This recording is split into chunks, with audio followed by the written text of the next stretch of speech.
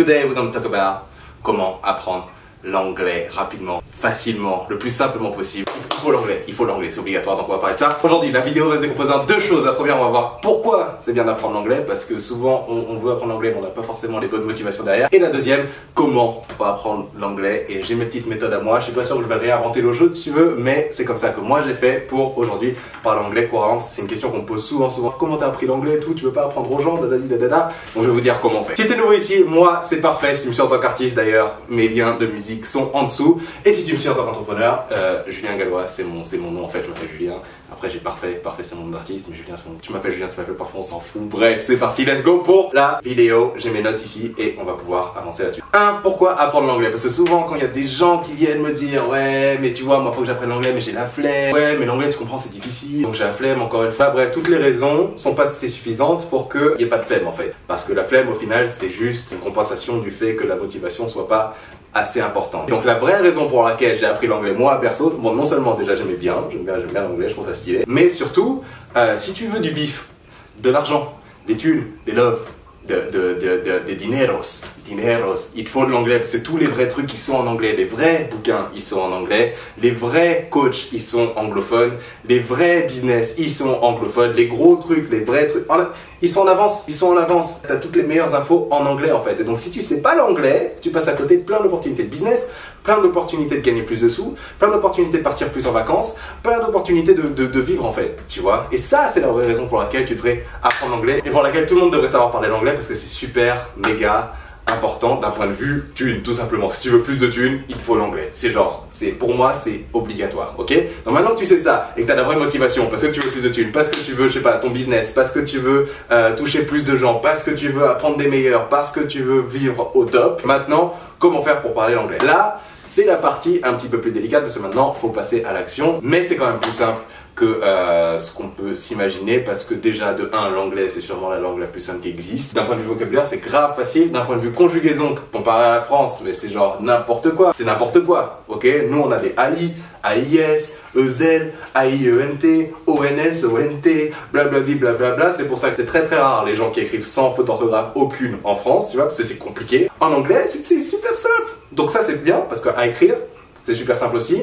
À parler, ça va, on aura forcément un peu ton accent Frenchy, etc., surtout si tu ne travailles pas forcément beaucoup et tout, mais c'est pas la fin du monde parce que l'idée c'est déjà de pouvoir le comprendre en fait. Le parler c'est un autre délire, mais déjà le comprendre c'est la première étape parce que le parler vient de là. Et donc du coup, mes méthodes pour apprendre l'anglais, la façon la plus simple et la façon la plus rapide et la façon la plus efficace de façon à ce que d'ici quelques mois à peine, tu puisses déjà parler anglais, tu puisses comprendre tout ce qu'on te raconte, etc., etc. Alors, il y a plusieurs choses. La première, c'est qu'il faut comprendre qu'il faut être en immersion totale. A priori, si tu regardes cette vidéo, c'est que tu es dans un pays francophone. Donc autour de toi, les gens parlent pas anglais. La meilleure façon d'apprendre l'anglais, c'est on te fout dans un pays anglophone, personne parle français, donc tu es obligé de te démerder. L'idée, c'est de recréer ça, mais ici. Ok, donc le premier moyen d'être en immersion totale, ça va être la musique. Tout ça, c'est la partie la plus simple. Tout le monde écoute de la musique. Donc prends la musique que t'aimes. Prends de la musique en anglais évidemment, je parle pas de la musique francophone parce que du coup ça servirait à rien pour cet exercice. Mais la musique anglaise que t'aimes et essaie de comprendre toutes les paroles, va décrypter toutes les paroles, prends tes chansons préférées, va sur des sites, tu as des sites, tu peux avoir les paroles de la chanson et la traduction en français. Tu vas pouvoir voir, ok, qu'est-ce qu'il raconte ici. Plus t'en fais, plus les résultats seront rapides. Donc plein de chansons, tu les regardes, tu les traduis, tu essaies de comprendre, tu dissèques un petit peu tout ça, tu apprends le vocabulaire au fur et à mesure que tu le fais, ça va résoudre quoi? Ça va résoudre le problème du vocabulaire, ça va résoudre le problème de l'accent aussi, parce que du coup t'entends comme la personne le chante, ça va résoudre des problèmes d'expression aussi, parce que du coup... en général, il y a des expressions qu'ils utilisent, des expressions anglophones qu'on n'a pas forcément en France. Par exemple, l'expression du j'ai d'autres chats à fouetter, ok, en français. En anglais, c'est I got the fish to fry. Un truc comme ça, genre c'est genre j'ai d'autres poissons à frire. C'est le genre de truc que tu vas apprendre quand tu vas le faire au fur et à mesure. Tu vois, genre là, c'est des poissons à frire. Ici, c'est des chats à fouetter. Et au final, c'est la même chose. Mais si tu devais traduire littéralement, tu comprendrais rien à ce qu'il veut dire parce que justement, c'est une expression. Et donc, du coup, le fait de comprendre une chanson, ça va te permettre aussi d'apprendre pas mal d'expressions qui, du coup, ensuite, tu pourras trouver leur traduction en français, etc. Mais bon, bref. Première étape, la musique. Illimitée. Tu y vas à fond, tu prends tes musiques préférées, tu les traduis. Évidemment, dans les musiques, parfois, volontairement, ils vont faire des erreurs de conjugaison, etc. On s'en fout, c'est pas grave parce que de toutes les façons, c'est comme ça qu'ils parlent. Là, l'idée, c'est pas de devenir un prof d'anglais. L'idée, c'est de parler anglais, de comprendre l'anglais tel qu'ils le prononcent, tel qu'ils le parlent eux. Deuxièmement, Les films c'est une bête d'idée, tu prends tes films préférés et tu les fous en version anglophone. Tu peux commencer avec les sous-titres français si tu veux, mais sois pas perdu dans les sous-titres à lire, ok, non, essaye concentre-toi sur la voix, concentre-toi sur les paroles, concentre-toi sur l'audio. Un film d'1 heure, ça te prendra une semaine à le voir, mais c'est pas grave, tu vois, genre vraiment pose chaque truc, essaye de comprendre. Ok, donc comment il a dit ça comme ça, comment il a dit ça comme ça, comment il a dit ça comme ça. Et c'est une bonne idée du coup, tes films préférés, genre un film que tu connais par cœur, d'abord avec les sous-titres en français, ensuite avec les sous-titres en anglais.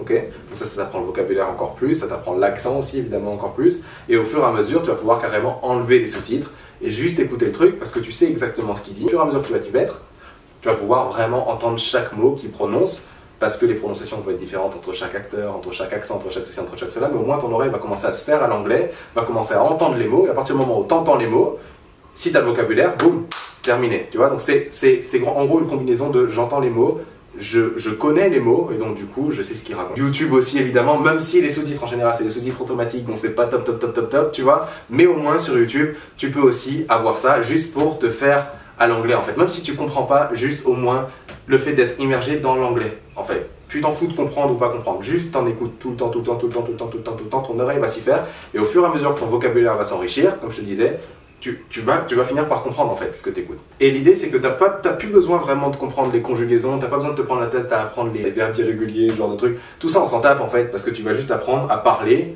en parlant en fait, pas en apprenant de la théorie, juste en pratiquant. Après si tu veux mettre des mots sur ok alors ça c'est du futur, ah ça c'est du passé, ah ça c'est de l'imparfait, ah ça c'est ceci, c'est cela, très bien, mais en soi on s'en tape, parle et si t'es compris tant mieux, si t'entends ce qu'il te raconte encore mieux, tu vois, enfin c'est sûr, ouais, t'as compris, mais voilà en gros c'est tout ce qui compte vraiment. Un autre truc qui va être super cool aussi, ça va être justement de te servir des réseaux sociaux pour apprendre l'anglais, tu vois, parce que sur Instagram, sur Facebook, sur YouTube, tout ça, tu peux aller voir des gens que t'aimes bien, genre des stars américaines et anglophones et peu importe, tu vois.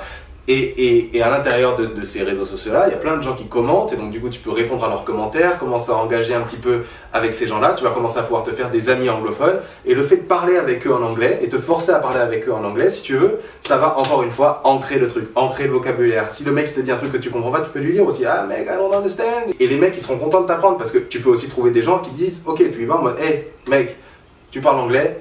Je parle français, est-ce que ça te dit, genre tu m'apprends l'anglais, je t'apprends le français, donc du coup tu peux te retrouver comme ça avec quelques personnes avec lesquelles tu discutes et tu converses en anglais, d'autres en échange tu pourras converser en français avec eux, tu vois, etc. Genre je sais pas, vous pouvez vous faire des sessions, vous pouvez vous appeler, c'est encore mieux, ça si tu peux appeler quelqu'un et discuter avec lui, genre FaceTime ou quoi, tu vois, lui ou elle hein, d'ailleurs, FaceTime, etc., vous parlez un petit peu, franchement ça défonce parce que ça te permet encore une fois d'être dans le délire de l'immersion, l'immersion c'est super important. Et le dernier tip, ce qui est pour moi le plus gros, réfléchir en anglais, ok, réfléchir en anglais. Tout ce que tu te dis dans ta tête, tu te parles tout le temps. Dans ta tête, ça.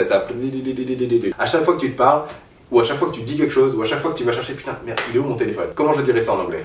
Where quoi? Where is my, comment on dit phone? Phone, téléphone, phone. Where is my phone? Oh, where is my phone? Toutes tes idées, t'essaies de les traduire. Si t'arrives pas à les traduire, Google Traduction. Donc littéralement, c'est comme si tu étais dans un autre pays parce que tout ce que tu écoutes c'est de l'anglais, tout ce que tu lis c'est de l'anglais, tout ce que tu fais c'est en anglais, même quand tu réfléchis en anglais, tout est en anglais. Comment tu veux pas progresser si c'est comme ça, tu vois? Et tu vas voir que d'ici 3 mois, je te garantis, tu comprends tout l'anglais que t'entends. Genre, c'est garanti, si t'es à ce point-là immergé dans le truc, t'as pas besoin de prendre des années pour apprendre une langue en fait, tu vois?